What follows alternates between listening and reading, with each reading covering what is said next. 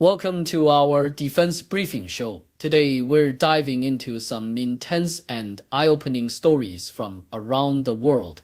First up, US lawmakers got a rare look at classified footage of strikes on a Venezuelan drug boat. The footage sparked heated debates.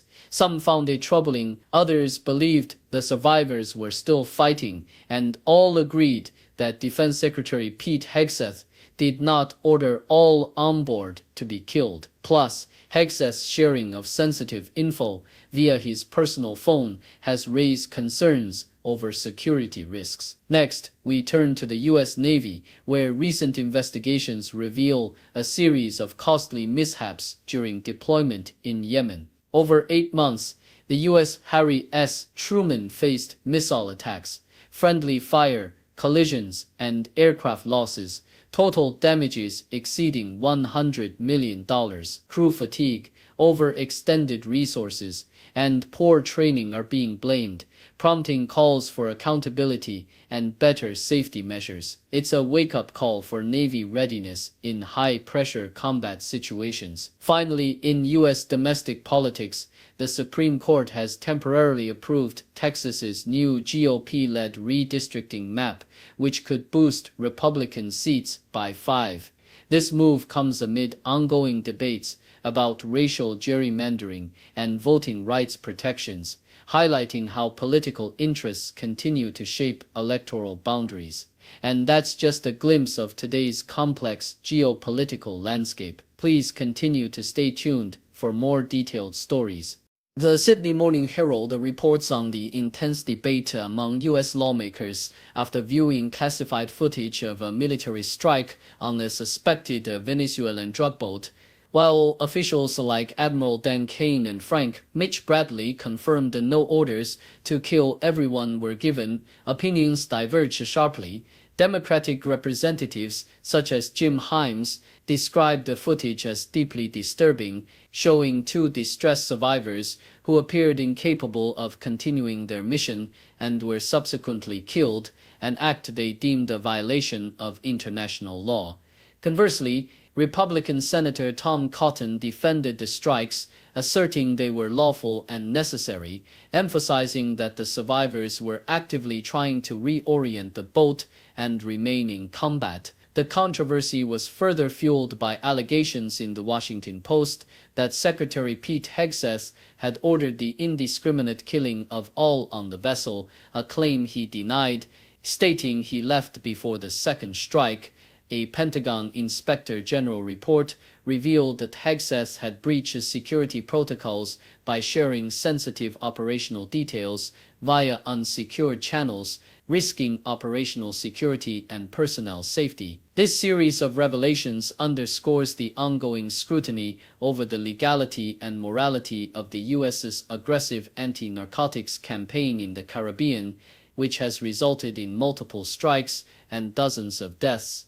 BBC highlights the bipartisan divide in Congress regarding the U.S. military's actions against drug trafficking boats, with initial concern giving way to partisan reassertion after lawmakers reviewed the footage and heard from military leaders. Republican officials like Congressman Mike Turner defended the strikes and praised Secretary Hegseth, while Democrats called for further investigation, criticizing the legality and morality of the operations. The core dispute revolves around whether the lethal force used against suspected traffickers, including civilians, aligns with legal standards and ethical considerations, especially after the Post's report suggested that Hegseth ordered the killing of all on board. The debate intensified with calls from President Trump to release the video of the second strike, which, if disturbing, could sway public opinion. Meanwhile, Hegseth's position appeared more secure after an Inspector General report cleared him of transmitting classified information, despite acknowledging security breaches through his use of unsecured communication apps. This ongoing saga illustrates the complex interplay of military transparency, legal accountability, and political division surrounding America's controversial anti-drug maritime operations. The New York Times reports that the Supreme Court has temporarily allowed Texas to proceed with its newly redrawn congressional map, which could potentially grant Republicans 5 additional House seats. This decision comes after a lower court found parts of the map racially discriminatory, leading to a divided judicial response. Texas Governor Greg Abbott swiftly appealed to the Supreme Court, which granted a temporary reprieve, reinstating the map for now. Democratic leaders in Texas criticized the decision, arguing that it undermines protections for minority voters and the integrity of the voting process, highlighting the ongoing political and legal battles over redistricting and voting rights. Associated Press details the sentencing of Honduran ex-Congressman Midenso Kelly Martinez Tercios, who was convicted of drug conspiracy and sentenced to nearly 22 years in prison. His lawyer invoked President Trump's recent pardon of Honduran ex-President Juan Orlando Hernández, suggesting it should influence the leniency of Martinez's sentence, arguing that the pardon underscores disparities in how justice is applied to powerful figures. Prosecutors countered, emphasizing Martinez's direct involvement in drug trafficking and violence, contrasting his modest lifestyle with the wealth accumulated by others involved in similar criminal enterprises. The case underscores the complex interplay of international drug trafficking, political influence, and the justice system's efforts to impose accountability. The Associated Press also reports on a legal dispute involving Maureen Comey, a former federal prosecutor and the daughter of ex-FBI Director James Comey. A Manhattan judge indicated that the Justice Department's argument claiming her wrongful termination claims should first be addressed by the Merit Systems Protection Board may be valid, delaying her ability to pursue her case in federal court. Comey alleges her firing was retaliation linked to her prosecution of a high-profile case and her father's opposition to Trump.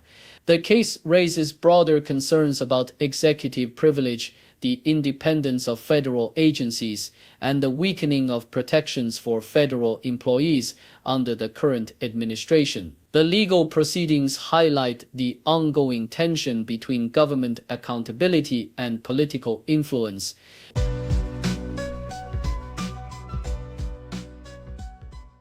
The Guardian reports on the tumultuous week faced by U.S. Defense Secretary Pete Hegseth, who has become embroiled in a series of controversies that have shaken the military and political landscape. Central to this turmoil is the Inspector General's report criticizing Hegseth for sharing sensitive information about U.S.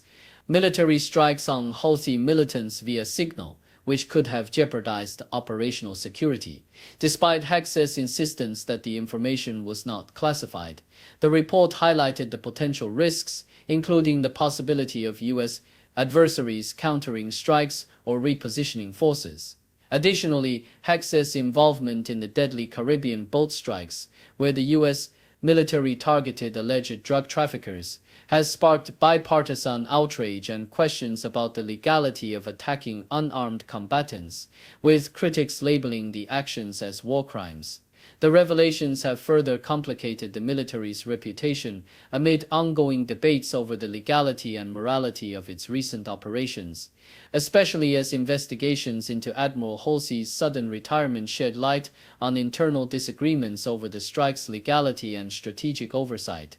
The reports underscore the mounting pressures on the Pentagon, revealing a military strained by intense combat operational missteps and the political fallout from controversial decisions. The New York Times details a legal challenge against the Pentagon, illustrating the growing tensions between the military and the press. The newspaper has filed a lawsuit accusing the Department of Defense of infringing on journalists' constitutional rights through new restrictions aimed at controlling access to information. These policies threaten to revoke credentials of reporters seeking to ask questions or report on sensitive military operations, prompting many in the press corps to abandon their badges in protest. The controversy is compounded by the Pentagon's selective briefings, which include only those willing to accept the restrictions, and by the department's refusal to release video footage of the Caribbean boat strikes,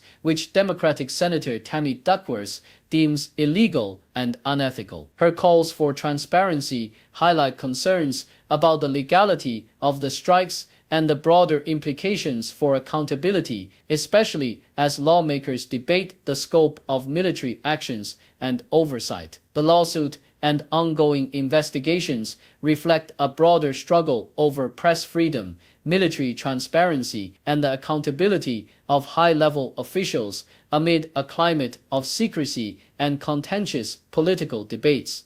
Meanwhile, CNN's coverage of military mishaps reveals the toll that prolonged conflict and operational strain have taken on the U.S. Navy, especially during its campaign against Yemen's Houthi rebels. Investigations disclose a series of costly accidents involving the aircraft carrier U.S. Truman, including a collision with a merchant vessel and the accidental firing of missiles at friendly jets, incidents that collectively cost over $100 million in damages and equipment loss. The reports paint a stark picture of a Navy pushed to its limits, with crew members experiencing fatigue, stress, and a sense of numbness amid relentless combat operations. The intense operational tempo, combined with maintenance failures and leadership challenges, exposed vulnerabilities that nearly led to disaster at sea. The findings serve as a sobering wake-up call, emphasizing that the Navy's readiness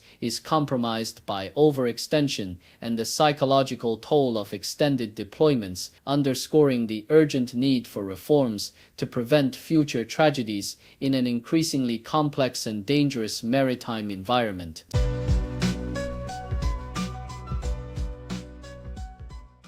The Australian Broadcasting Corporation reports that the Pentagon has completed a review of the AUKUS Security Pact, which aims to bolster the alliance between Australia, the UK, and the US, particularly focusing on the development of nuclear-powered submarines for Australia. While the details remain classified, a congressional insider affirms the pact's strong endorsement and emphasizes the importance of meeting critical deadlines to ensure its success. The plan involves Australia acquiring 3 to 5 U.S. submarines in the early 2030s, with at least 2 being second-hand Virginia-class vessels contingent on U.S. security needs. However, the U.S. faces significant challenges in meeting submarine production targets due to workforce and supply chain issues, casting doubt on the timeline for Australia to build its own nuclear submarines by the early 2040s.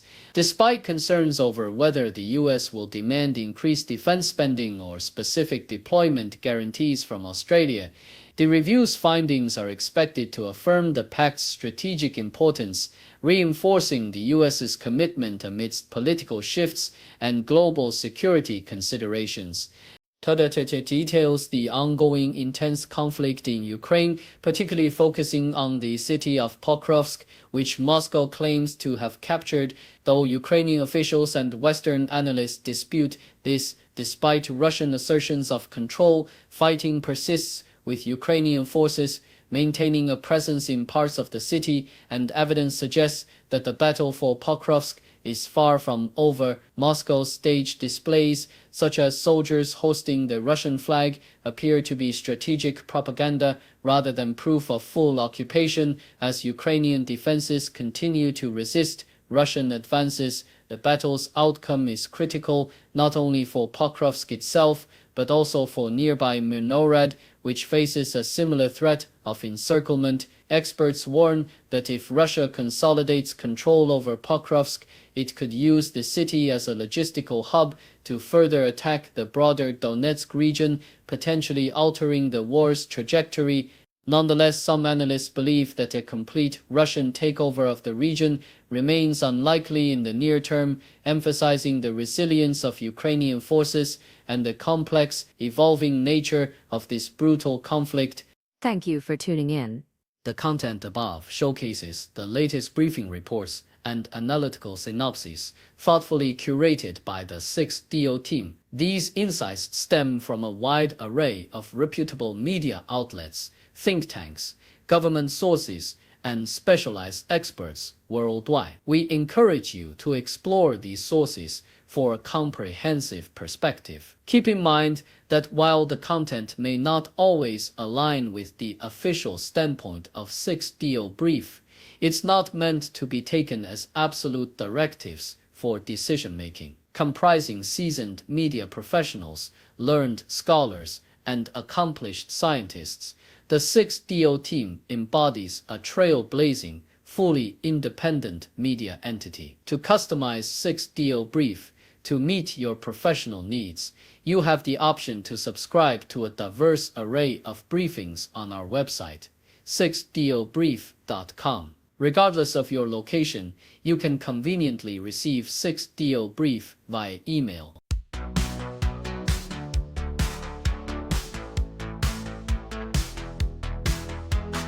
Morning coffee, fresh off the press, reading headlines, feeling blessed. World keeps turning, stories unfold. Every moment news gets told. Flipping channels, clicking tabs, feeding my mind's hunger grabs. Facts and figures, images bright. News keeps rolling day and night. Headlines and headlines, can't get enough. Learning about the world, yeah, it's my stuff. Headlines and headlines, stories unfold. Knowledge is power, truth to behold. Politics, science, sports, and art. Every story plays its part. Global voices, voices near. Every headline loud and clear. Need the latest, got to know. Never stopping, always go. Scrolling, swiping, reading on. Daylight breaks in the dark. Headlines and headlines, can't get enough. Learning about the world, yeah, it's my stuff. Headlines and headlines, stories unfold. Knowledge is power, truth to behold.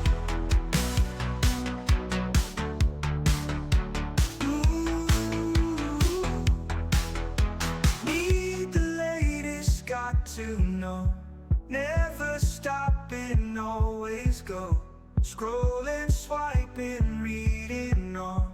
Daylight breaks in the dark.